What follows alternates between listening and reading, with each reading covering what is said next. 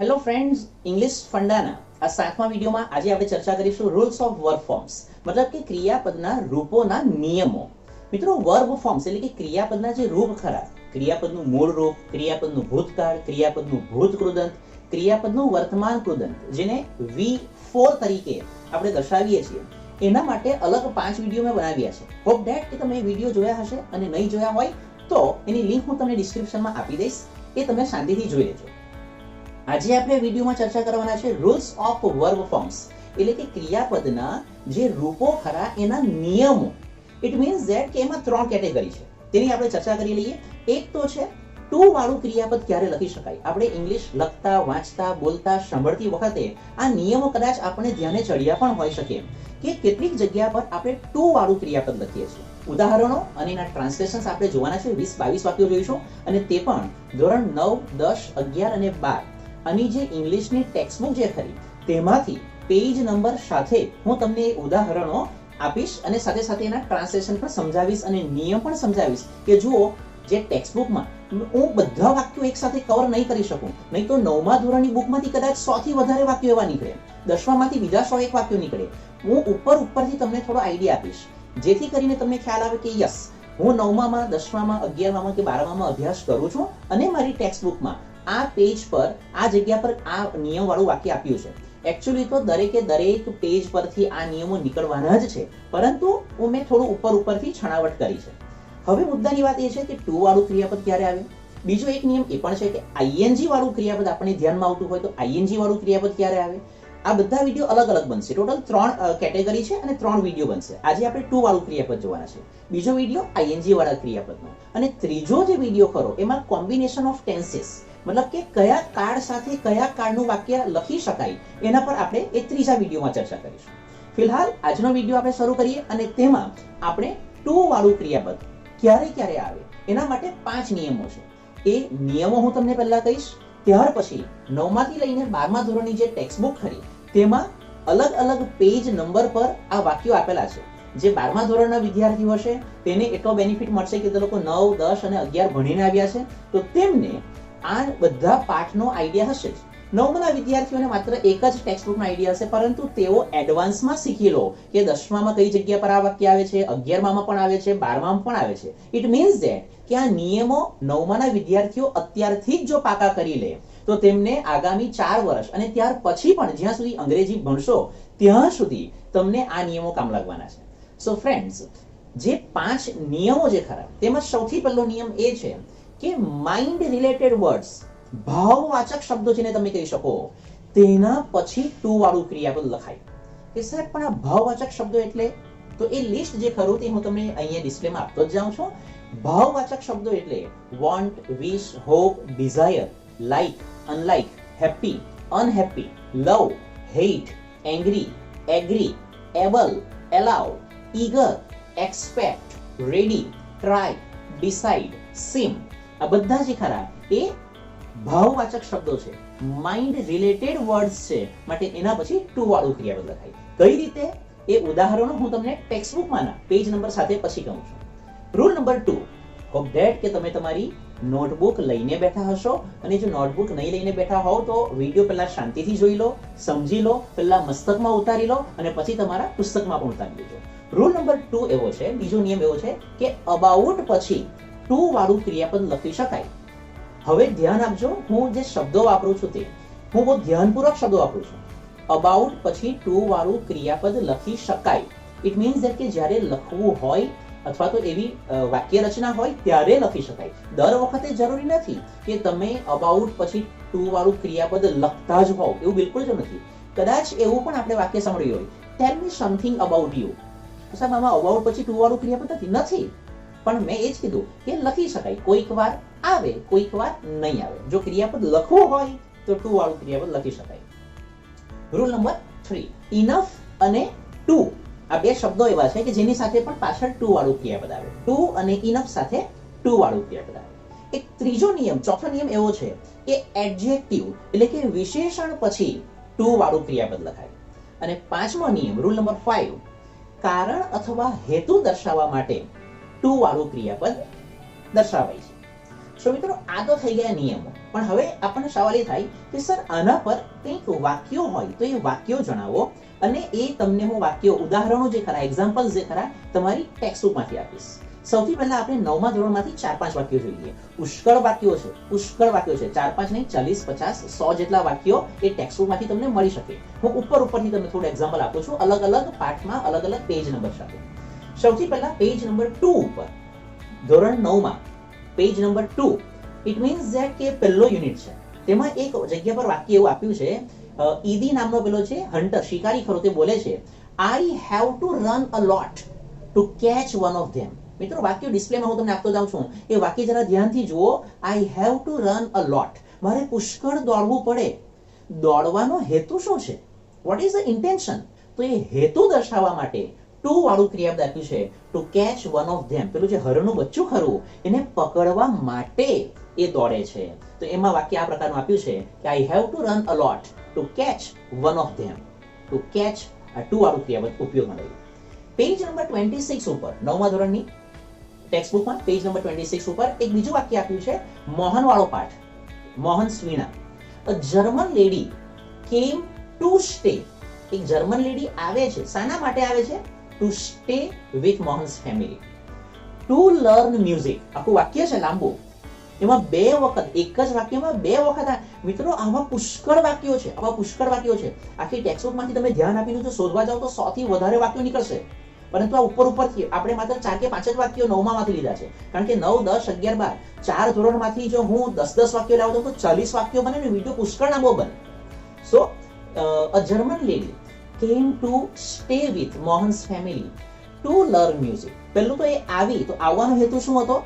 તો કે એના મોહનના ફેમિલી સાથે રોકાવા માટે, રહેવા માટે આવી. ભાઈ મોહનના ફેમિલી સાથે રહેવા આવી, તો એ રહેવા આવી એનો હેતુ શું હતો? એક જ વાક્યમાં 2 હેતુ બતાવ્યા છે. તો ટુ લર્ન મ્યુઝિક 2 વખત ટુ આપ્યું છે, બંનેમાં કારણ અથવા હેતુ દર્શાવવા માટે ટુ વાળું ક્રિયાપદ ઉપયોગમાં આવ્યું છે. પેજ નંબર 36 જે પેલા અબુ ચાચા વાળો જે પાઠ જે ખરો બકરી વાળો, ચાંદની વાળો, તો તે પાઠમાંથી એક વાક્ય જે અબુ ચાચાનો ફોટો આપ્યો છે ને, એ ફોટાની એક્ઝેક્ટ નીચે એક વાક્ય છે, I am delighted to see you like this. Gopal કે ગોવિંદ એવું કંઈક નામ છે, તો તે માણસ એવું બોલે છે અબુ ચાચાને જોઈને કે આઈ એમ ડિલાઇટેડ. ડિલાઇટેડ મતલબ હેપી. તો આ હેપી શબ્દ એક તો ભાવવાચક શબ્દ છે, બીજું આને તમે એડજેક્ટિવ પણ કહી શકો. આઈ એમ ડિલાઇટેડ, હું ખુશ છું. કેવો છો? ખુશ છું. તો આ એડજેક્ટિવ પણ થયું. આઈ એમ ડિલાઇટેડ, ડિલાઇટેડ પછી ટુ વાળું ક્રિયાપદ, to see you like this. તમને આ રીતે જોઈને મને આનંદ થાય છે. પેજ નંબર 66 ઉપર 66 નંબરના પાના પર એક તમારો યુનિટ નંબર 7 આપ્યો છે, એડોલેસન્સ સ્પીક્સ, તરુણો બોલે છે. તો તેમાં એક જગ્યા પર આ વાક્ય છે, I am sure you will be able to get rid of this habit. મને ચોક્કસ ખાતરી છે. શું ખાતરી છે? You will be able. આ એબલ જે ખરું એ એડજેક્ટિવ પણ કહી શકો અને તમે આને ભાવવાચક શબ્દ પણ કહી શકો. હું જે 5 નિયમો મેં લખાવ્યા છે તમને, હોપ ધેટ કે તમે લખ્યા હશે, તો તેમાં આ શબ્દ હું બોલ્યો હતો, want, wish, hope, desire, like, unlike, happy, unhappy, love, hate, angry, agree, able. તો એમાં એબલ શબ્દ આવે છે. I am sure you will be able to get rid of this habit. તો આમાં એબલ પછી ટુ વાળું ક્રિયાપદ. સો આ રીતે 9મા ધોરણમાં મેં માત્ર 4 જ વાક્યો લીધા છે. અચ્છા, આ વાક્યનો મિનિંગ શું થાય તે પણ તમને કહીશ. મને ચોક્કસ ખાતરી છે કે તમે આ ટેવ જે ખરી, પેલા છોકરાને જે ટેવ હોય છે, આદત હોય છે, તો તમને આ ટેવમાંથી, તમે આ આદતમાંથી છુટકારો મેળવવા માટે સક્ષમ બનશો. તો આ આનું ટ્રાન્સલેશન થાય. સો ફ્રેન્ડ્સ, આપણે આગળ વધીએ. 10મા ધોરણની ટેક્સ્ટ બુકમાંથી મેં 4 વાક્યો લીધા છે, તેની વાત કરી. 10મા ધોરણનો જે પહેલો યુનિટ ખરો, અગેન્સ્ટ ધ ઓડ્સ, તેમાં મેરા ગાંવ પાવર. તો તે જે પાઠ ખરો તેમાં પેજ નંબર 2 ઉપર આ ભાગમાં આપ્યું છે કે MGP is trying to change the things. સો આમાં ટ્રાય સાથે ટુ વાળું ક્રિયાપદ આપ્યું છે કે એમજીપી જે ખરું, મેરા ગાંવ પાવર જે પ્રોજેક્ટ ખરો, એ પરિસ્થિતિઓને બદલવા માટે પ્રયત્નશીલ છે, પ્રયત્ન કરી રહ્યું છે. તો એમજીપી is trying, ટ્રાઇંગ સાથે ટ્રાય સાથે ટુ વાળું ક્રિયાપદ. નેક્સ્ટ 17 નંબરના પેજ પર એક વાક્ય આપ્યું છે, someone else, રામસિંગ વાળો, હ્યુમન રોબોટ વાળો પાઠ. someone else seems to have tampered with Ramsing 070's programs. So basically આમાં નિયમ એવો છે કે seem જે ખરું એની સાથે ટુ વાળું ક્રિયાપદ છે. someone else, બીજા કોઈ કે એવું લાગે છે, સીમ એટલે લાગવું, એવું લાગે છે કે બીજા કોઈ કે રામસિંગ 070 ના પ્રોગ્રામમાં, એના પ્રોગ્રામિંગમાં, એના કાર્યક્રમ, આમ તો કાર્યક્રમ નહીં બોલાય બટ પ્રોગ્રામ્સ જ, કોમ્પ્યુટરનો પ્રોગ્રામ જે ખરો રોબોટનો, એને રોબોટના પ્રોગ્રામમાં કંઈક દખલગીરી, ટેમ્પર્ડ મતલબ દખલગીરી કરવી, એને ડિસ્ટર્બ કરવું, એને ખલેલ પહોંચાડવાનો પ્રયત્ન કર્યો છે. Someone else seems to have tampered with Ramsing 070's programs. મિત્રો 10મા ધોરણની ટેક્સ્ટબુકમાં પેજ નંબર 41 ઉપર એક વાક્ય આપ્યું છે, મધર્સ વાળો જે પાઠ કરો તે અ વન્ડરફુલ ક્રિએશનમાં. ભગવાન બોલે છે, do you want to know the details? Do you want સાથે ટુ વાળું ક્રિયાપદ આવશે. હવે આનું મીનિંગ શું થાય? Do you want to know the details? શું તમારે આની ડિટેલ્સ એટલે કે વિગતો જાણવાની ઈચ્છા છે? આવું મીનિંગ થશે. વોન્ટ સાથે ટુ વાળું ક્રિયાપદ. પેજ નંબર 81 ઉપર 10મા ધોરણની ટેક્સ્ટબુકમાં એક કચ્છ અને દેવ્યાની વાળો જે પાઠ કરો યુનિટ નંબર 7, તેમાં એક જગ્યા પર વાક્ય આપ્યું છે, અસુરો જે ખરા તેઓ વિચારે છે કે તે ડિસાઇડેડ ટુ રિમૂવ, ડિસાઇડ સાથે ટુ વાળું ક્રિયાપદ, તે decided to remove Kacha from Shukracharya's hermitage. તેઓ એટલે કે રાક્ષસો જે ખરા, અસુરો જે ખરા, એ કચ્છને શુક્રાચાર્યના આશ્રમમાંથી દૂર કરવાનું નક્કી કરે છે. સો ડિસાઇડેડ સાથે ટુ વાળું ક્રિયાપદ. મિત્રો જે ધોરણ 11 ખરું તે 11th સ્ટાન્ડર્ડમાં યોગ ફોર હેલ્થ વાળો જે યુનિટ ખરો તેમાં એક જગ્યા પર શરૂઆતમાં જ એક વાક્ય આપ્યું છે, it is considered to be a science. યોગ જે ખરું તેની વાત કરી છે. Yoga is considered to be a science. કોઈ કહેશે કે સર ડિસ્પ્લેમાં ઇટ ઇઝ લખ્યું છે, તમે યોગ બોલો છો. એ યોગની વાત છે કે yoga is considered to be a science. તો સીમ સાથે કન્સિડર સાથે ટુ વાળું ક્રિયાપદ આવે. પેજ નંબર 2 ઉપર 11મા ધોરણની ટેક્સ્ટબુકમાં પાના નંબર 2 ઉપર વાક્ય આપ્યું છે, અરુણિમા સિન્હા વાળો જે પાઠ કરો તે યુનિટ નંબર 1 ની જ વાત છે. એટ ધ કેમ્પ, જ્યારે એ અરુણિમા સિન્હા કેમ્પ પર પહોંચે છે, at the camp nobody seemed to know that I had an artificial leg. કેમ્પમાં કોઈ પણ એ વાત જાણતું નહીં હતું કે, એવું લાગ્યું એને, કારણ કે જ્યારે બધાને ખબર પડશે ત્યારે બધા શોક થઈ જાય છે. એવું લાગતું હતું કે સીમ એટલે લાગવું, કે કેમ્પમાં કોઈને પણ મારો પગ આર્ટિફિશિયલ છે, બનાવટી છે, એની ખબર નહીં હતી. સો સીમ સાથે ટુ વાળું ક્રિયાપદ. 11મા ધોરણની ટેક્સ્ટબુકમાં પેજ નંબર 5 ઉપર એક વાક્ય છે, હી લવ્ડ ટુ ઓબ્ઝર્વ નેચર. એને પ્રકૃતિનું, કુદરતનું નિરીક્ષણ કરવાનું ખૂબ ગમતું હતું. તો હી લવ એક ભાવવાચક શબ્દ છે, એની સાથે ટુ વાળું ક્રિયાપદ. પેજ નંબર 19 ઉપર એક વાક્ય આપ્યું છે, next touch the device you want two paste. Copy અને પેસ્ટ વાળો જે એક ફંડા જે ખરો સ્પર્શ ટેકનોલોજીની વાત છે. તો તેમાં આ પ્રકારનું વાક્ય છે કે નેક્સ્ટ ટચ ધ ડિવાઇસ, એ ડિવાઇસને ટચ કરો, એ ડિવાઇસને અડકો. કયા ડિવાઇસને? યુ વોન્ટ ટુ પેસ્ટ, જેમાં તમારે માહિતી પેસ્ટ કરવાની ઈચ્છા હોય. તો વોન્ટ સાથે ટુ વાળું ક્રિયાપદ. પેજ નંબર 38 ઉપર એક વાક્ય આપ્યું છે, it is not enough to prolong our lives. So આમાં પણ જે ઇનફ ખરું એની સાથે ટુ વાળું ક્રિયાપદ આપ્યું છે. મિત્રો હવે આપણે 12મા ધોરણના કેટલાક વાક્યો જોવાનો અને સમજવાનો પ્રયત્ન કરીએ. 12મા ધોરણ, સો મેં ફિલહાલ આ લિસ્ટ બનાવ્યું છે. તો પેજ નંબર 38 ઉપર એક વાક્ય આપ્યું છે, you want to rot here. If you want to rot here. તો આ જે વાક્ય ખરું, રોટ એટલે સડવું. તો જો તારે અહીંયા સડવાની ઈચ્છા હોય, ડુ સો, તો તું અહીંયા સડવા માટે પડી રહે. If you want to rot here, want સાથે ટુ વાળું ક્રિયાપદ. આ નાના અને નાની વાળો પાર્ટ છે, તેમાં આ વાક્ય આપ્યું છે. નાની આવું વાક્ય બોલે છે. પેજ નંબર 29 ઉપર એક વાક્ય આપ્યું છે, it becomes nearly impossible to think clearly. So મિત્રો જે ઇમ્પોસિબલ શબ્દ ખરો તે એક એડજેક્ટિવ છે, એની સાથે ટુ વાળું ક્રિયાપદ આપ્યું છે. ત્યારબાદ it becomes very easy to make unwise decisions. આવું પણ એક વાક્ય આપ્યું છે. સો બેઝિકલી એ હું તમને ડિસ્પ્લેમાં આપતો જાઉં છું, પેજ નંબર પણ સાથે લખાતા જાય છે, તો તે ફોકસ કરજો. સો બેઝિકલી ઇઝી શબ્દ જે ખરો એ વિશેષણ છે, એડજેક્ટિવ છે, એની સાથે ટુ વાળું ક્રિયાપદ આપ્યું છે. મિત્રો 12મા ધોરણમાં પેજ નંબર 1 ઉપર જ આ એક નિયમ આપ્યો છે કે એક પ્રશ્ન છે, is it okay two install while they are running. શું આ પ્રોગ્રામો ચાલતા હોય ત્યારે એક બીજો પ્રોગ્રામ ઇન્સ્ટોલ કરવો ઓકે ગણાય ખરું? ઓકે આ એક ભાવવાચક શબ્દ કહી શકો, ઓકે ને તમે એડજેક્ટિવમાં પણ લઈ શકો, એની સાથે ટુ વાળું ક્રિયાપદ આપ્યું છે, ટુ ઇન્સ્ટોલ. બીજા નંબરના પેજ પર એક બીજું વાક્ય આપ્યું છે આ જ પાઠમાં, you should be able two handle it from here. So able સાથે ટુ વાળું ક્રિયાપદ. તમે એને અહીંથી જાતે હેન્ડલ કરી શકો ને જાતે સંભાળી શકો, એના માટે તમે સક્ષમ છો.